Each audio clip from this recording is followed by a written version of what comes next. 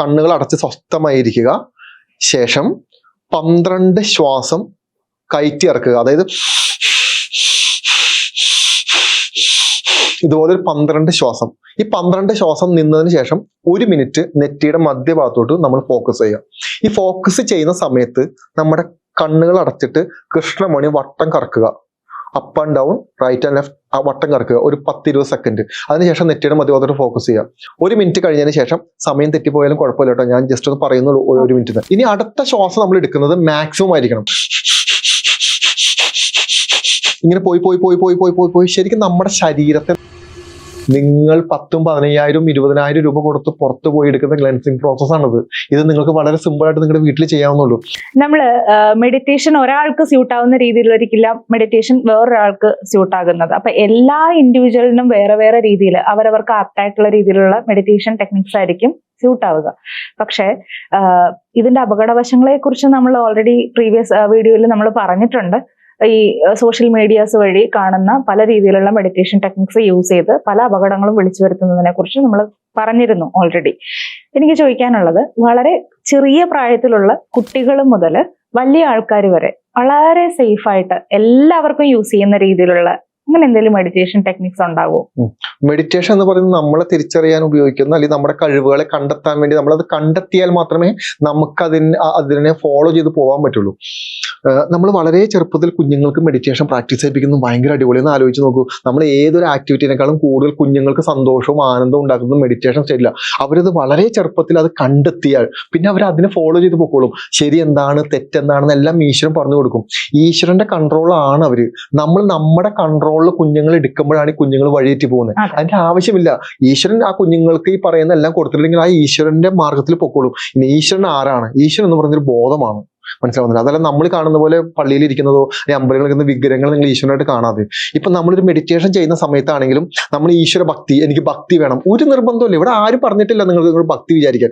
ഭക്തി വിചാരിക്കാൻ പറയുന്നത് മൊത്തം ബിസിനസ് കാര്യങ്ങളാണ്. നിങ്ങൾ ഭക്തിയല്ല ഇവിടെ വേണ്ട, പ്രണയിച്ചാൽ മതി. നിങ്ങൾ അത് ആരെ പ്രണയിക്കണം? യൂണിവേഴ്സിനെ പ്രണയിക്കാം. ഇനി നിങ്ങൾക്കൊരു പർട്ടിക്കുലർ രൂപമുണ്ടെങ്കിൽ, ഇത് കൃഷ്ണനോ ജീസസ് ക്രൈസ്റ്റോ അള്ളാഹോ ആരുമാണെങ്കിൽ നിങ്ങൾക്ക് ആ ഈശ്വരനോട് നമുക്ക് പ്രണയിക്കാം. ഇനി അതുമല്ല, നിങ്ങൾക്ക് യൂണിവേഴ്സിനെ പ്രണയിക്കാം, പ്രകൃതിയെ പ്രണയിക്കാം. ഈ പ്രണയമാണ് ഈശ്വരൻ. അതല്ലാതെ നമ്മൾ ഏതെങ്കിലും ഒരു പർട്ടിക്കുലർ പ്രാർത്ഥനകളാണെന്നൊന്നും തെറ്റിദ്ധരിക്കരുത്. ഒന്നാമത്തെ കാര്യം. പിന്നെ ഇനി രണ്ടാമത്തെ കാര്യം, സിമ്പിൾ മെഡിറ്റേഷൻ ആണ് പറഞ്ഞുതരാം. ആദ്യം നമ്മൾ കാളിമുദ്ര പ്രാക്ടീസ് ചെയ്യുക. ഇതാണ് കാളിമുദ്ര. ഇങ്ങനെ അല്ലേ, രണ്ടുപേരില്. ഈ കാളിമുദ്ര പിടിക്കുന്നതിന് മുമ്പ് ആദ്യം കണ്ണുകൾ അടച്ച് സ്വസ്ഥമായിരിക്കുക. ശേഷം 12 ശ്വാസം കയറ്റി ഇറക്കുക. അതായത് ഇതുപോലെ ഒരു 12 ശ്വാസം. ഈ 12 ശ്വാസം നിന്നതിന് ശേഷം 1 മിനിറ്റ് നെറ്റിയുടെ മധ്യഭാഗത്തോട്ട് നമ്മൾ ഫോക്കസ് ചെയ്യുക.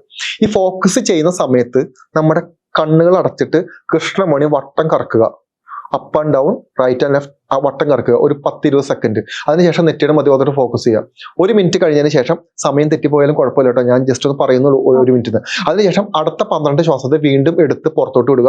വീണ്ടും നേരത്തെ ചെയ്ത അതേ പ്രോസസ്സ്. 1 മിനിറ്റ് കണ്ണടച്ചിരിക്കുക. വീണ്ടും കണ്ണുകൾ ഇങ്ങനെ വട്ടം കറക്കുക, സ്വസ്ഥമായിട്ടിരിക്കുക. വീണ്ടും 12 ശ്വാസത്തെ വീണ്ടും കയറ്റി ഇറക്കുക. വീണ്ടും കണ്ണുകൾ ജസ്റ്റ് ഒന്ന് 10 സെക്കൻഡ് കറക്കിയതിനു ശേഷം ഇരുത്തുക. ഇനി അടുത്ത 2 വട്ടം. ഇനി അടുത്ത ശ്വാസം നമ്മൾ എടുക്കുന്നത് മാക്സിമം ആയിരിക്കണം. എന്ന് പറഞ്ഞു കഴിഞ്ഞാൽ 10 എണ്ണം എടുക്കാൻ പറ്റുന്നവർക്ക് 10 എണ്ണം എടുക്കാം, 20 എണ്ണം, 30 എണ്ണം, 40 എണ്ണം, 50 എണ്ണം, 100 എണ്ണം വരെ എടുക്കാൻ പറ്റുന്നവർക്ക് എടുക്കാം. അതായത് ഇങ്ങനെ പോയി പോയി പോയി പോയി പോയി പോയി പോയി ശരിക്കും നമ്മുടെ ശരീരത്തെ നമ്മൾ തളർത്തണം. നമ്മളങ്ങ് വേർത്ത് കുളിക്കണം. അതായത് അത്രയും ഓക്സിജൻ നമ്മുടെ ബോഡിയിലോട്ട് കയറണം. നമ്മുടെ ശരീരത്തുള്ള മുഴുവൻ കാർബൺ ഡൈ ഓക്സൈഡും പുറത്തു പോകണം. നമ്മുടെ ഓരോ സെല്ലുകളിലും ഓക്സിജൻ സപ്ലൈ നമുക്ക് എത്തിക്കാൻ പറ്റണം. ഇത് നല്ല ഫോഴ്സ്ഫുൾ ബ്രീത്തിങ്ങിലൂടെ നമുക്കിത് ചെയ്യാൻ പറ്റും. നമ്മൾ നോർമൽ ഇപ്പൊ ചെയ്യുന്നത് ഇതല്ല. ഈ ശ്വാസം പോലും നമ്മുടെ എല്ലാ സെല്ലുകളിലോട്ട് എത്തുന്നില്ല നമുക്ക്. അതുകൊണ്ട് തന്നെ നമുക്ക് പല രീതിയിലുള്ള അസുഖങ്ങൾ നമുക്ക് ഓട്ടോമാറ്റിക്കായിട്ട് സംഭവിക്കുന്നുണ്ട്, ഓക്സിജൻ നമ്മുടെ സെല്ലുകളിലോട്ട് എത്താത്തതിന് കാരണം വരെ. അപ്പോൾ ഇതിന് ശേഷം എന്ത് ചെയ്യണം എന്ന് പറഞ്ഞു കഴിഞ്ഞാൽ, മാക്സിമം ബ്രീത്ത് കഴിഞ്ഞതിന് ശേഷം കാളിമുദ്ര പിടിക്കുക. മടിയിൽ കൈ വെക്കുക. ഓക്കെ, ഇങ്ങനെ കൈ ഹോൾഡ് ചെയ്യരുത്. മടിയിൽ കൈ വെച്ചതിന് ശേഷം 30 മിനിറ്റ് കണ്ണുകൾ അടച്ച് നെറ്റിയുടെ മധ്യഭാഗത്തോട്ട് ഫോക്കസ് ചെയ്ത് നിങ്ങൾക്ക് ആരെയാണോ വിചാരിക്കാൻ ഇഷ്ടം, ഏത് രൂപമാണോ ആ രൂപം നിങ്ങളുടെ അമ്മയെ വരെ നിങ്ങൾക്ക് വിചാരിക്കാം. നിങ്ങളുടെ അച്ഛനെ, അമ്മയെ, നിങ്ങളുടെ ഹസ്ബൻഡിനെ, നിങ്ങളുടെ കുഞ്ഞുങ്ങളെ, ഇതെല്ലാം ഈശ്വരനാണ്. മനസ്സിലാവുന്നില്ല? അതുകൊണ്ട് പർട്ടിക്കുലർ ഈശ്വര സങ്കല്പത്തിലൂടെ നിങ്ങൾ പോകണ്ട. ഇതെല്ലാം ഈശ്വര രൂപമുള്ള, ഈശ്വര ചൈതന്യം നിറഞ്ഞിരിക്കുന്ന മനുഷ്യരുമാണ്. ഇനി അതല്ല നമുക്ക് ദൈവങ്ങളെയാണ് വിചാരിക്കുന്നത്, ദൈവങ്ങളെ വിചാരിക്കാം. ഇനി അതല്ല നമുക്ക് യൂണിവേഴ്സ് ആണെങ്കിൽ യൂണിവേഴ്സ് വിചാരിക്കാം. നന്നായി നെറ്റിയുടെ മധ്യഭാഗത്തോട്ട് കണ്ണുകൾ അടച്ച് സ്വസ്ഥമായിട്ട് അങ്ങ് ഇരിക്കുക. 30 മിനിറ്റിന് ശേഷം എന്ത് ചെയ്യണം എന്ന് പറഞ്ഞു കഴിഞ്ഞാൽ നന്നായി കൈ നന്നായിട്ട് സ്ക്രബ് ചെയ്തിട്ട് നമ്മുടെ 3 ചക്ര ആദ്യം നെറ്റിയുടെ മധ്യഭാഗത്തോട്ട് നന്നായി കൈയിട്ട് വട്ടം കറക്കുക. 3 വട്ടം, 1 2 3. വീണ്ടും കൈ നന്നായിട്ട് സ്ക്രബ് ചെയ്യുക. വീണ്ടും അനാഹതത്തിൽ 1 2 3. വീണ്ടും കൈ നന്നായിട്ട് സ്ക്രബ് ചെയ്യുക മൂലാധാരത്തിൽ 1 2 3. ഇത് എന്തിനാന്ന് പറഞ്ഞു കഴിഞ്ഞാൽ 30 മിനിറ്റ് നമ്മൾ മെഡിറ്റേഷൻ ചെയ്ത് നമ്മൾ ആ എനർജി ഡെവലപ്പ് ചെയ്തിട്ട് ആ എനർജി ഓൾറെഡി നമ്മുടെ ബോഡിയിൽ സ്പ്രെഡ് ഇടാം. ഈ എനർജി ഉപയോഗിച്ച് തന്നെ നമ്മൾ നമ്മുടെ ചക്രയിലോട്ട് എനർജി പുഷ് ചെയ്യുക. അപ്പൊ എന്ത് പറ്റുമെന്ന് പറഞ്ഞാൽ ചക്ര പതുക്കെ അനങ്ങാൻ തുടങ്ങും. അതായത് പുറത്തു നിന്നൊരു എക്സ്റ്റേണൽ ഫോഴ്സോ അല്ലെങ്കിൽ നമ്മൾ വിചാരിച്ചാൽ മാത്രമേ നമ്മുടെ ചക്രകൾ ആക്റ്റീവ് ആവുള്ളൂ. മനസ്സിലാവുന്നുണ്ടോ? ഇതിന് പകരം നമുക്ക് മന്ത്രങ്ങൾ ഉപയോഗിക്കാം. ഇങ്ങനെ നിങ്ങൾ നന്നായി പ്രാക്ടീസ് ചെയ്യുക. ഇത് ബേസിക് ലെവലാണ്. ഇനിയിപ്പോൾ നെക്സ്റ്റ് അഡ്വാൻസ് ലെവലാണ്. അത് ഇത് കഴിഞ്ഞതിന് ശേഷം ഇത് കുറെ അനുഭവങ്ങൾ സംഭവിക്കും ഇതിനിടയിൽ. ഒന്നാമത്തെ കാര്യം എന്താന്ന് പറഞ്ഞു കഴിഞ്ഞാൽ ഏതൊരു മെഡിറ്റേഷനും ആദ്യം നമ്മളെയാണ് കാണുന്നത്. അപ്പൊ നമുക്കൊരു കാര്യം മനസ്സിലാവും, നമ്മൾ ഓക്കെ അല്ലാന്ന്. നമുക്ക് ഒരുപാട് സങ്കടങ്ങൾ, വിഷമങ്ങൾ, ദുഃഖങ്ങൾ, ദുരിതങ്ങൾ, കഷ്ടപ്പാടുകൾ ഒരു പറയാൻ പോലും ശരിക്കും നമ്മുടെ ദുഃഖങ്ങൾ ഒന്ന് ആലോചിച്ച് നോക്കൂ. നമ്മുടെ ദുഃഖങ്ങൾ നമ്മളൊരു 5 വട്ടം 10 വട്ടം നമുക്ക് ഏറ്റവും വേണ്ടപ്പെട്ട ഒരാളോട് നമുക്ക് കൂടി പറയാം. 11ാമത്തെ വട്ടം നമുക്ക് പറയാൻ നമ്മൾ മടിക്കും. കാരണം നമ്മളല്ലേ വിചാരിക്കും ഇത് എപ്പോഴും പോയിട്ട് നമ്മുടെ ദുഃഖങ്ങളും സങ്കടങ്ങളും പറയാൻ പറ്റില്ല. അപ്പൊ നമ്മളത് ആരോട് പറയണം? മനസ്സിലാവുന്നുണ്ടോ? ഇവിടെയാണ് നമ്മളെ കണ്ടെത്തുന്നത്. നമ്മുടെ കണ്ണുനീര് എവിടെയാണ് ഒളിഞ്ഞിരിക്കുന്നത്, നമ്മുടെ സങ്കടങ്ങൾ, നമ്മുടെ വിഷമങ്ങൾ തുടങ്ങിയ എല്ലാ കാര്യങ്ങളും അടിച്ച് കലങ്ങി പുറത്തു വരും. അപ്പൊ നിങ്ങൾക്ക് ഈ മെഡിറ്റേഷൻ ഇരിക്കുന്ന സമയത്ത് ദേവിയുടെ അനുഗ്രഹത്തിൽ നിങ്ങൾക്ക് ഭയങ്കരമായിട്ട് കരച്ചിൽ വരും, ഭയങ്കരമായിട്ട് സങ്കടം വരും, നിങ്ങൾ ഒറ്റപ്പെട്ട പോലെ തോന്നും. നിങ്ങൾക്ക് എന്താ സംഭവിക്കുന്നത് നിങ്ങൾക്ക് മനസ്സിലാവില്ല. ആ എനർജി മുഴുവനും ബോഡിയിൽ ഇങ്ങനെ സ്പ്രെഡ് ആയിക്കൊണ്ടിരിക്കും. കുറച്ച് നാൾ കഴിഞ്ഞു കഴിഞ്ഞാൽ ഇതാണ് ക്ലെൻസിങ് പ്രോസസ്.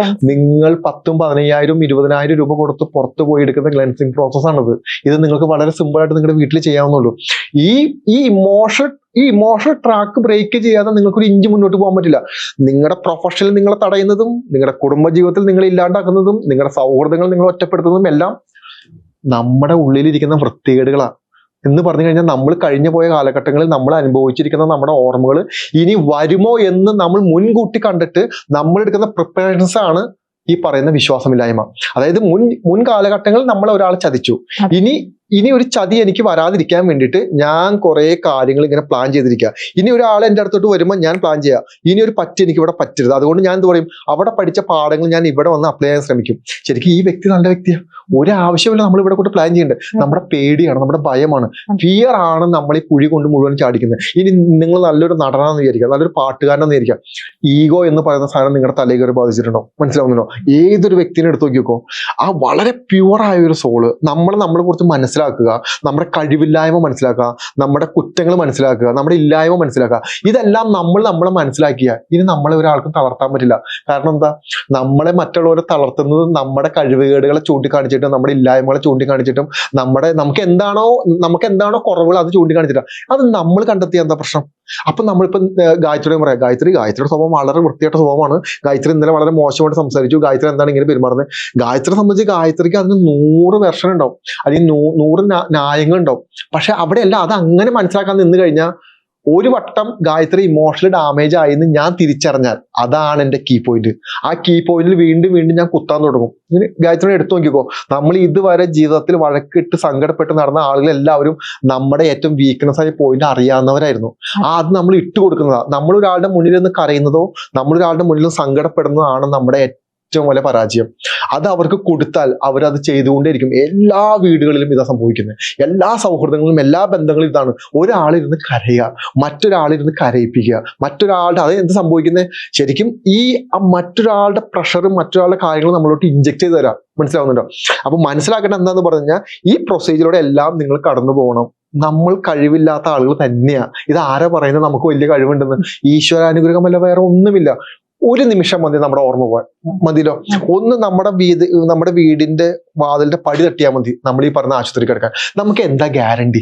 നമ്മുടെ ശരീരത്തിൽ നമുക്ക് എന്താ ഗ്യാരണ്ടി? നമ്മുടെ കൺട്രോളിൽ ഇരിക്കുന്ന എന്ത് കാര്യങ്ങൾ നമ്മുടെ ശരീരത്തിൽ അധികം സംഭവിക്കുന്നത്? ഒരു 5% കാര്യം പറയാമോ? നമ്മുടെ ശരീരത്തിൽ നമ്മുടെ കൺട്രോൾ നമ്മൾ നടത്തുന്നത് നമ്മളല്ല ഇത് നടത്തുന്നത്. ഇത് നടത്തുന്നത് നമ്മുടെ ഓർമ്മകളാ, നമ്മുടെ കഴിഞ്ഞു പോയ ചിന്തകളാ. ആ ചിന്തകളുടെ ഇമോഷൻസാ, അതിന്റെ ഇന്റൻസിറ്റി ആണ് നമ്മൾക്ക് അഗ്രസീവ് ആവണോ, നമ്മളൊരാളെ തല്ലണോ, നമ്മളൊരാളെ കൊല്ലണോ, നമ്മുടെ ജീവിതത്തിൽ വളരണോ, അല്ലെങ്കിൽ നമ്മൾ അതിനോട് പ്രതികരിക്കണോ തുടങ്ങിയിട്ടുള്ള എല്ലാ കാര്യങ്ങളും നമ്മൾ തീരുമാനിക്കുന്നത് കഴിഞ്ഞു പോയ നമ്മുടെ ഓർമ്മകളിൽ നമ്മൾ സേവ് ചെയ്ത് വെച്ചിരിക്കുന്ന ഹൈ ഇന്റൻസിറ്റി ഓർമ്മകളാണ്. ഇതിനെ റിലീസ് ചെയ്യാതെ നമുക്ക് ഒരു ഇഞ്ച് മുന്നോട്ട് പോകാൻ പറ്റില്ല. ഞാൻ ഉറപ്പായിട്ടും പറയുന്നു, വളരെ സിമ്പിൾ മെഡിറ്റേഷനിലൂടെ നമ്മൾ ക്ലിയർ ചെയ്യുന്നത് ഇതാണ്.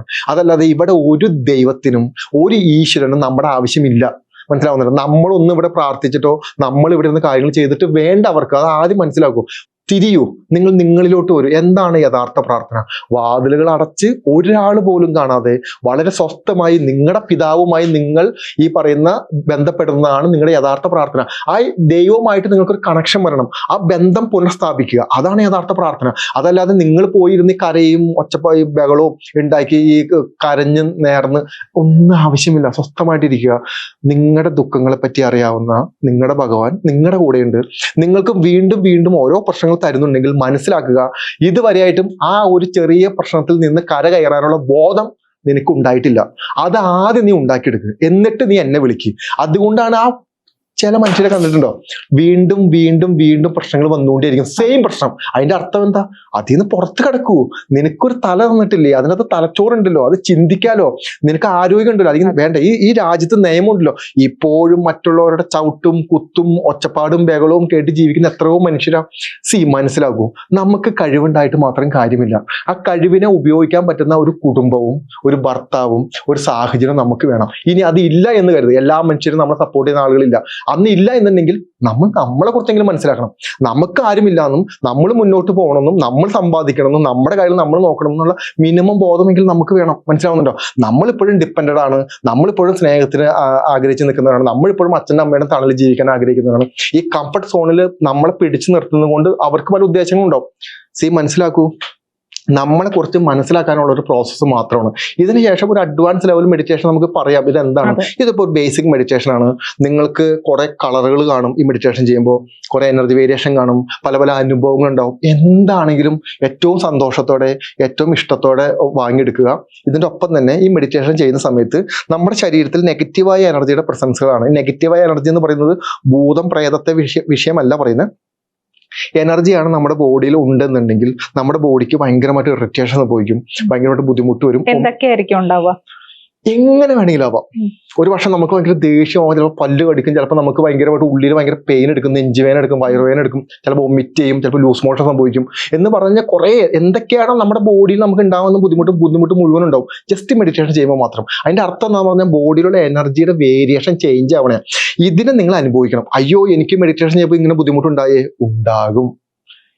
നിങ്ങളുടെ ഉള്ളിലിരിക്കുന്ന നിങ്ങളുടെ ശത്രു ഉണ്ടല്ലോ, ഈ കഴിഞ്ഞു പോയ കാലഘട്ടങ്ങളിൽ നിങ്ങൾ ഒളിപ്പിച്ചു വെച്ചിരിക്കുന്ന ശത്രുവിനെ, ആ ശത്രുവിനെ നിങ്ങൾ വാളെടുത്ത് നശിപ്പിക്കാതെ വെട്ടിമുറിക്കാതെ നിങ്ങൾക്കൊരു ഇഞ്ച് പുറത്തോട്ട് വരാൻ പറ്റില്ല. ആദ്യം മനസ്സിലാക്കിക്കോ. എന്താന്ന് പറഞ്ഞു കഴിഞ്ഞാൽ, നിങ്ങൾ പ്രാർത്ഥിക്കുന്ന നിങ്ങൾ കാണുന്ന ഈശ്വരനെ മനസ്സാവുന്ന വാളുകൊണ്ട് നിങ്ങൾ എന്നാണോ കൊലപ്പെടുത്തുന്നത് അന്നാണ് നിങ്ങൾ ദൈവത്തെ തിരിച്ചറിയുള്ളൂ. എന്ന് പറഞ്ഞു കഴിഞ്ഞാൽ, ഗായത്രി പ്രാർത്ഥിക്കുന്ന കൃഷ്ണനെ ഗായത്രി എന്നാണോ ഗായത്രിയുടെ മനസ്സാവുന്ന വാളുകൊണ്ട് വെട്ടിമുറിച്ച് ദൂരേക്ക് എറിയുന്നത് അന്നാണ് ഗായത്രി യഥാർത്ഥ കൃഷ്ണനെ തിരിച്ചറിയുള്ളൂ. ഗായത്രി പ്രാർത്ഥിക്കുന്നത് ഏത് കൃഷ്ണനോടാണെന്ന് ഗായത്രി ആദ്യം ആലോചിക്കണം.